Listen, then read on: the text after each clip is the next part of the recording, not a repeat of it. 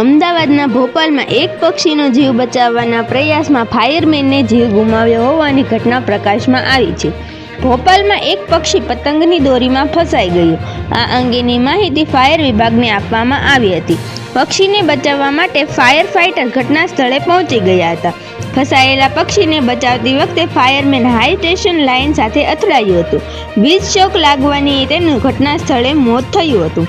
સૂત્રોના જણાવ્યા અનુસાર રેસ્ક્યુ ઓપરેશન દરમિયાન હાઈ ટેન્શન લાઇટ ચાલુ રહી હતી, જેના કારણે અનિલ પરમાર નામના ફાયરમેનનો જીવ ગયો હતો. ઘટનાની જાણ થતાં ફાયર વિભાગના અધિકારીઓ ઘટના સ્થળે પહોંચી ગયા હતા. જોકે રેસ્ક્યુ દરમિયાન હાઈ ટેન્શન લાઇનના સાતત્યને લઈને અનેક સવાલો ઊભા થઈ રહ્યા છે. સમગ્ર મામલાની તપાસ શરૂ કરવામાં આવી છે. બીજી તરફ મૃતકના પરિવારજનોએ લાશનો કબજો લેવાનો ઇનકાર કરી દીધો છે. બસ હાલ માટે એટલું જ મિત્રો. ફરી મળીએ નવી અપડેટ અને નવી ખબરો સાથે. ત્યાર પહેલાં અમારા વિડીયોને લાઇક કરી ગુજરાતી ન્યૂઝને સબસ્ક્રાઇબ કરો. બેલ આઇકન દબાવી દેજો, જેથી કરીને તમને નવી અપડેટ મળતી રહે.